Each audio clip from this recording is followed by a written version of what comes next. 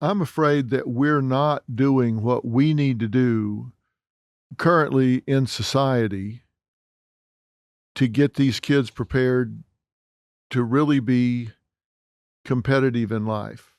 And I'm wondering how much is enough? I mean, how far can it go? You mentioned the book. I haven't read the book. I read an article, Coddling of the American Mind.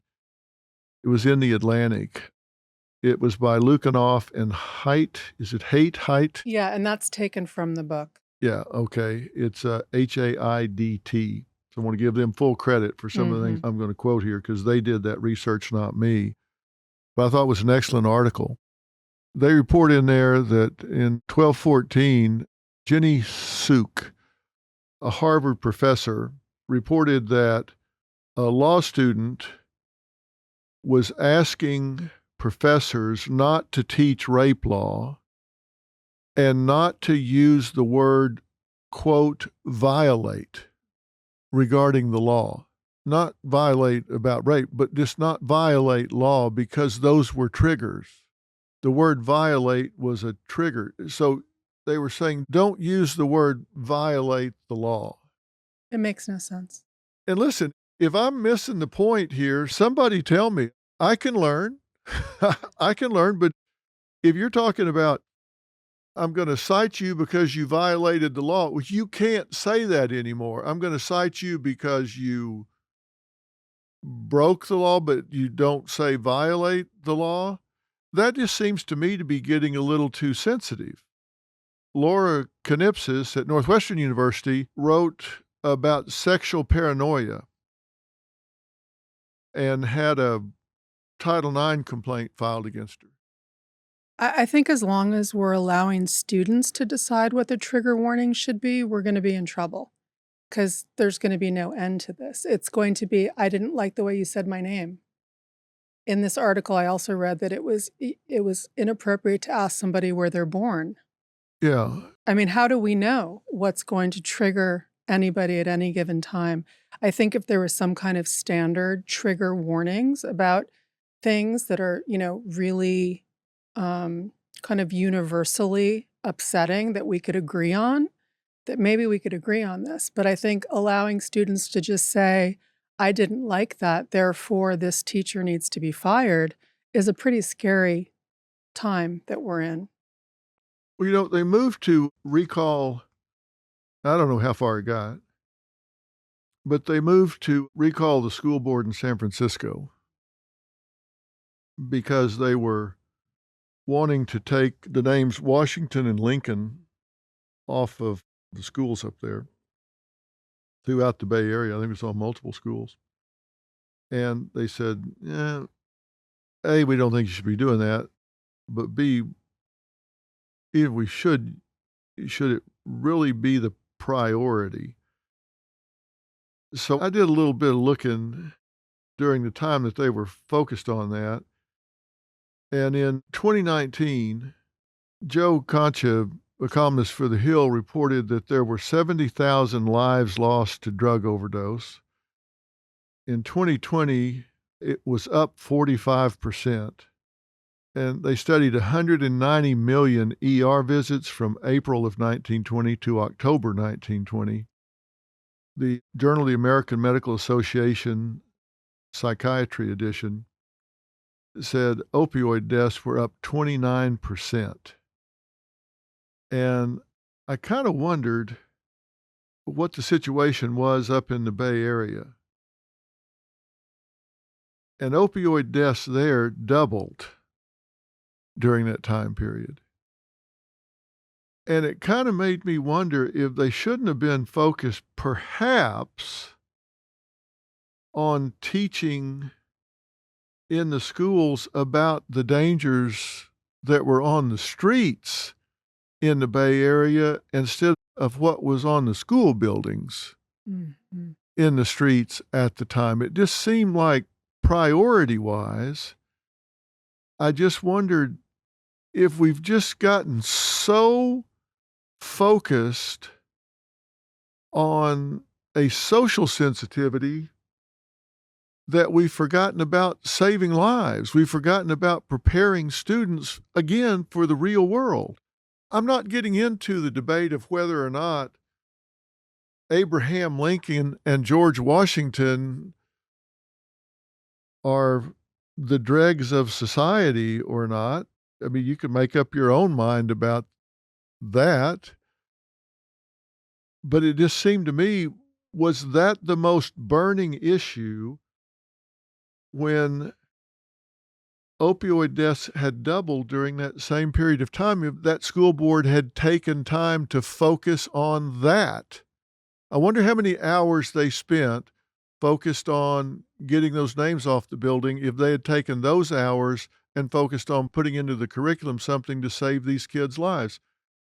I did a podcast the other day that said just what they have seized in terms of fentanyl that's come into America in these fake pills is enough to what, LaFern, kill every American walking today? How are people creating or lacing pills with this fentanyl? How is this being created? Dr. Phil, going back to 2008, China was making a lot of synthetic drugs, bath salts, K2 spice. They were pushing them into America through the mail and everything like that. There was a lot of pressure put on the Chinese government, and they started switching over to fentanyl. I started seeing fentanyl deaths around 2012. Then they realized they could send it to the Mexican cartels. The Mexican cartels could actually mix the fentanyl in other drugs like cocaine, methamphetamine. And then the Sinaloa cartel, the Cartel Jalisco New Generation, started realizing the profit potential because this stuff is not plant-based, it's synthetic, it's easy to make, very cheap. This is where it's been a game changer. Just to give you an illustration, here's a sweetener that we all use daily for coffee and tea. If you open up this bag, it's 1 gram. That's 500 Americans can die from this powder in 1 gram, okay? Because it's only 2 milligrams that could kill an adult. So if you look at the explosion on the southwest border as an example, last year they seized 11,201 pounds, our brave men and women in Border Patrol and CBP. But one thing I want to emphasize, Dr. Phil, 40% of those pills have a potentially lethal dose of fentanyl. And you're right. If we seize 20 million, there's so many more in this country, and that's the scary part. So there will be more and more deaths. 11,000 pounds, that's enough to kill how many people? Well, the DEA administrator said the amount of drugs seized by the DEA alone could kill every American in this country. Yeah, that's my point. Just what was seized is enough to kill every American walking today. That's the scope of what we're dealing with here. People, hear us, what we're talking about here. Your children are under attack, and they're walking around with a computer in their pocket that gives them access to these deadly drugs.